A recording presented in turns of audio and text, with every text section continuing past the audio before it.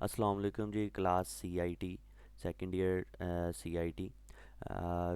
आज जो है, आज का हमारा जो लेक्चर है, जो टॉपिक है वो है CIT 222 ऑपरेटिंग सिस्टम का। तो उसमें हम चैप्टर नंबर 4 को आज कंटिन्यू करेंगे। थोड़ा हमने पढ़ भी लिया हुआ है ये लेक्चर में, फ़िज़िकल लेक्चर्स में भी, और उसी को कंटिन्यू करते हैं। तो हमारे पास चैप्टर नंबर 4 में है जी डिस्क एंड फाइल सिस्टम के बारे में। ठीक है, आज हम इसके बारे में देखेंगे। पहले तो पढ़ेंगे कि डिस्क बेसिकली क्या है। ठीक है, फिर उसके बारे में पढ़ेंगे कि इसका स्ट्रक्चर क्या है, कैसे ये फाइल्स को स्टोर करती है, कैसे रिट्रीव करती है, उसके मेथड्स के बारे में देखेंगे। ठीक है, तो शुरू करते हैं हम डिस्क स्ट्रक्चर से। पहले तो डिस्क की डेफिनेशन हम पढ़ते हैं कि डिस्क बेसिकली क्या है। A disk is a storage device use to keep track of data permanently. ठीक है, जो डेटा को परमानेंटली स्टोर करने के लिए यूज़ होती है वो आपकी डिस्क। यहाँ पर डिस्क से मुराद लिया जा रहा है आपकी हार्ड ड्राइव। ठीक है, आपने एक तो ये कन्फ्यूजन नहीं पैदा करनी। यहाँ पर डिस्क से मुराद है आपकी हार्ड ड्राइव जो है, ठीक है, जो कि परमानेंट स्टोरेज कहलाती है। नेक्स्ट है जी, the disk is divided into tracks, sectors and blocks. ठीक है, अब ये ट्रैक्स क्या हैं, सेक्टर क्या हैं, ब्लॉक्स क्या हैं, ठीक है, इसके बारे में हम देखते हैं। तो यहाँ पे मैंने एक इलस्ट्रेशन ऐड की है, एक डायग्राम ऐड किया, जिसमें हमें पता चल जाएगा कि ट्रैक्स, सेक्टर्स और ब्लॉक्स के डिफरेंशिएट कैसे करना है हमने। ठीक है, तो ट्रैक सबसे पहले कह रहा है कि circular path on the disk. ठीक है, सर्कुलर पाथ जो है हमारे पास, वो कहता है कि हमारे पास ट्रैक्स कहलाते हैं। ठीक है, तो सर्कुलर पाथ, ये जो ऑरेंज कलर के आपको यहाँ पे नज़र आ रहे हैं, ये जो हैं ये गोल सर्कुलर, ये ट्रैक्स आपके इस डिस्क के ट्रैक्स कहलाते हैं। ठीक है, उसके बाद है जी सेक्टर्स क्या हैं। सेक्टर कह रहा है small PCs of a track. ये जो छोटे छोटे पीस हैं, एक ये है, एक ये है, ये वाला है, ये जो पीसीज हैं छोटे छोटे ट्रैक्स के ऊपर, ठीक है, ये वाले स्मॉल पीसीज आपके सेक्टर्स कहलाते हैं। क्लियर है? ठीक है, और उसके बाद आता है जी हमारे पास ब्लॉक्स क्या हैं। तो ब्लॉक्स कह रहा है group of sectors used by a file system. File system file को सेव करते हुए, मेमोरी को मैनेज करते हुए जो ग्रुप बनाता है सेक्टर्स के, वो आपके ब्लॉक्स कहलाते हैं। ठीक है, जैसे कि यहाँ पे आपको शो हो रहे हैं, एक, दो, तीन। ये जो तीन सेक्टर्स थे, ये तीनों सेक्टर्स मिलके एक ग्रुप बना रहे हैं, और इस ग्रुप को हम बोलेंगे ये ब्लॉक है। क्लियर है जी? सबसे पहले ट्रैक्स जो थे वो सर्कुलर पाथ जो हैं आपकी डिस्क के ऊपर गोल, वो आपके ट्रैक्स कहलाते हैं। देन सेक्टर्स जो हैं वो स्मॉल पीसीज हैं ट्रैक्स के। फिर हमने ग्रुप देखा, ग्रुप ऑफ सेक्टर्स देखे, तो वो ग्रुप ऑफ सेक्टर्स आपके ब्लॉक्स कहलाते हैं। ठीक है जी, नेक्स्ट चलते हैं हम। तो हमारे पास है जी ड्राइव वर्सेस पार्टीशन और फिर सिस्टम, ये क्या चीज़ें हैं इसके बारे में हम देखेंगे। ठीक है, तो ड्राइव सबसे पहले बात करते हैं। तो ड्राइव क्या है जी? Drive is a actual physical storage device. कि ड्राइव जो है वो आपकी हार्ड ड्राइव हो सकती है, SSD हो सकती है। जब ड्राइव की बात की जाएगी तो आपने उसको कंसिडर करना, वो एक फ़िज़िकल स्टोरेज डिवाइस की बात की जा रही है। नेक्स्ट है जी पार्टीशन। तो partition is a logical part of drive, यानी लॉजिकल पार्ट के आप उसको फिजिकली डिवाइड नहीं करते, फिजिकली इसे नहीं होते उसके, लॉजिकली से यानी सॉफ्टवेयर बेस्ड उसके हिस्से किए जाते हैं।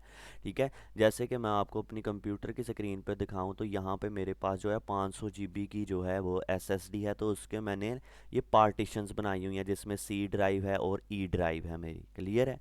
तो ये मैंने फिज़िकली नहीं बनाए हैं, यानी फिज़िकली जाके उसके हार्ड ड्राइव के ऊपर नहीं मैंने बनाए, मैंने सॉफ्टवेयर के थ्रू ऑपरेटिंग सिस्टम की मदद से ये वाले हिस्से बनाए हुए हैं। ठीक है, यानी कि जो आपके पास ड्राइव है वो एक फ़िज़िकली ड्राइव, यानी फ़िज़िकली आपके पास स्टोरेज डिवाइस है। यानी इधर हम देखते हैं इसको, इसकी इलस्ट्रेशन, तो इस तरह फ़र्ज़ करें ये आपके पास एक ड्राइव है, फिज़िकली ड्राइव, जो कि 500 GB की है। तो इसको मैं 250 में डिवाइड कर दूंगा, 250 GB में इनको मैं डिवाइड कर देता हूँ, तो ये पार्टीशन कहलाएगी। ठीक है, और ये फिज़िकली नहीं होगी, ये लॉजिकली होगी, यानी सॉफ्टवेयर के थ्रू होगी। तो ये पार्टीशन कहलाती है आपकी। ठीक है, फिर आता है जी फाइल सिस्टम। फाइल सिस्टम जो है वो एक मेथड है, एक तरीक़ाकार है आपकी फ़ाइल्स को स्टोर करने का, ताकि ऑर्गेनाइज्ड वे में वो स्टोर रहें। जैसा कि इस स्क्रीन पे मैं आता हूँ, डाउनलोड्स में जाता हूँ, जहाँ पे मैंने इलेक्ट्रॉनिक्स का फ़ोल्डर बनाया, उसके अंदर एप्लीकेशंस का है, उसके अंदर ELT है सब्जेक्ट वाइज। तो मैंने एक हायरार्की बनाई हुई है कि इस फोल्डर के अंदर ये वाला फोल्डर और इस फोल्डर के अंदर नेक्स्ट फोल्डर इस तरह चलता है। ठीक है, तो ये वाला जो ऑर्गेनाइज्ड मेथड है ये आपका कहलाता है फाइल सिस्टम। ठीक है जी। नेक्स्ट हम चलते हैं, तो हम आई नोड एलोकेशन स्ट्रक्चर को देखेंगे और इसके बाद एक और स्ट्रक्चर को देखेंगे और फिर लेक्चर को एंड करेंगे। ठीक है, तो आई नोड एलोकेशन स्ट्रक्चर जो है वो इंडेक्स्ड नोड कहलाता है। Index node is the data structure use to store information about a file. An i node contains file size, file owner, permissions और location of data block.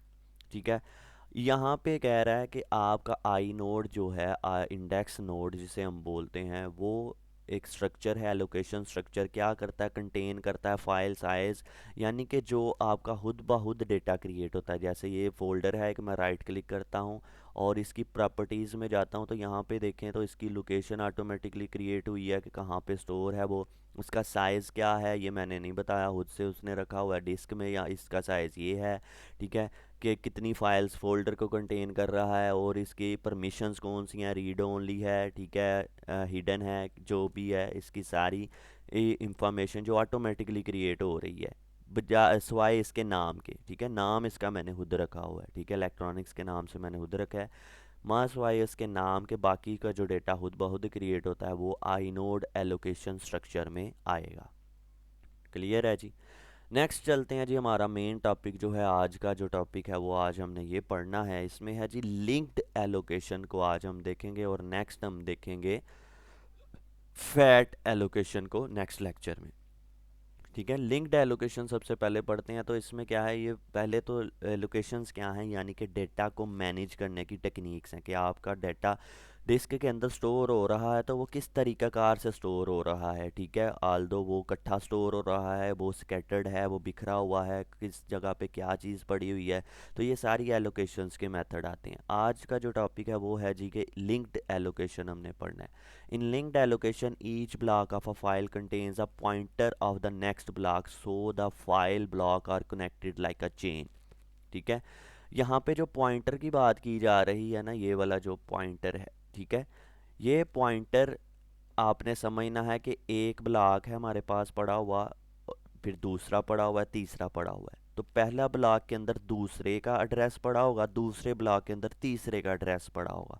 Pointer को आप as address consider करें। यहाँ पे नीचे देखेंगे तो मैंने यहाँ पे इलस्ट्रेशन आपको बना के बताई हुई है। ये है मेरे पास एक ब्लॉक, ये ब्लॉक नंबर 2 है, ये ब्लॉक 3 है, ये ब्लॉक 4, समझे। ठीक है, तो ब्लॉक 1 के अंदर जो है ये तीर जो है रिप्रेजेंट कर रहा है कि ये पॉइंटर है। ठीक है, ये पी जो है ये एक पॉइंटर है, ये वाला,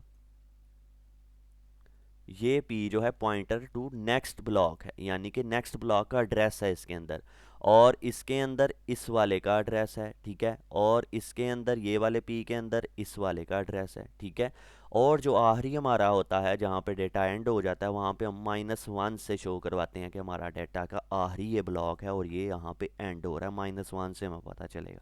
क्लियर है। अच्छा जी, अब ये काम कैसे कर रहा है इसको थोड़ा देखते हैं। ठीक है, यहाँ पे देखेंगे आप, मैं इसका साइज़ बड़ा कर लूँ, यहाँ पे देखें तो हमारे पास एक डेटा है, एक फ़ाइल ए है।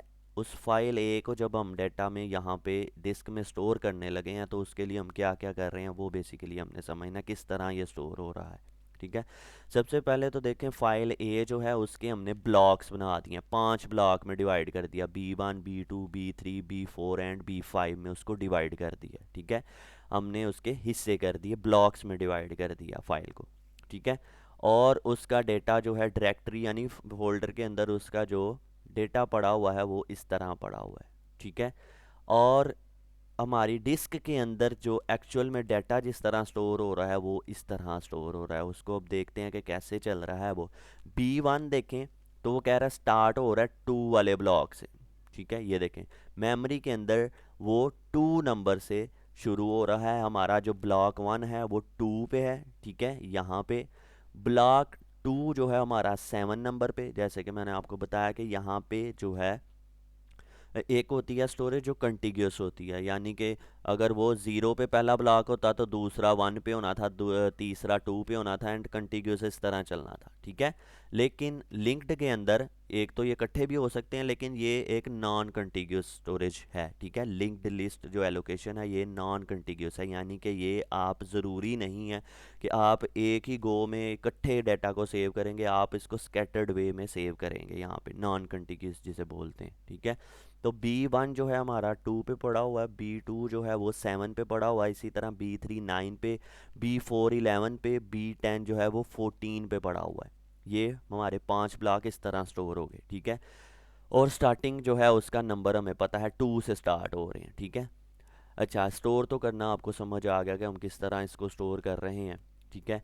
अब हमने मेन जो मकसद है इसको रिट्रीव भी करना है, इसको फेच भी करना है, यानी दोबारा इसको हासिल भी करना है, रीड भी करना है डाटा। तो रीड करने के लिए क्या होगा कि यहाँ पे हमारे पास स्टार्टिंग इंडेक्स तो इसका मौजूद है कि 2 पे मौजूद है, ठीक है। और फिर आपको पता ही है, जैसे मैंने आपको लिंक्ड लिस्ट यहाँ पे पढ़ाई है कि कैसे अगले का पॉइंटर स्टोर होता है, तो इसके अंदर भी B1 के अंदर ये सॉरी 2 के अंदर, 2 इंडेक्स के अंदर ये 7 का एड्रेस पड़ा होगा, 7 के अंदर 9 का एड्रेस पड़ा होगा, 9 के अंदर 11 का, 11 के अंदर 14 का, और 14 के अंदर ये -1 पड़ा होगा, क्योंकि वो लास्ट वाला ब्लॉक है हमारा, ठीक है। तो वहाँ से हमें पता चलेगा यहाँ तक हमारा डाटा कंप्लीट हो चुका है।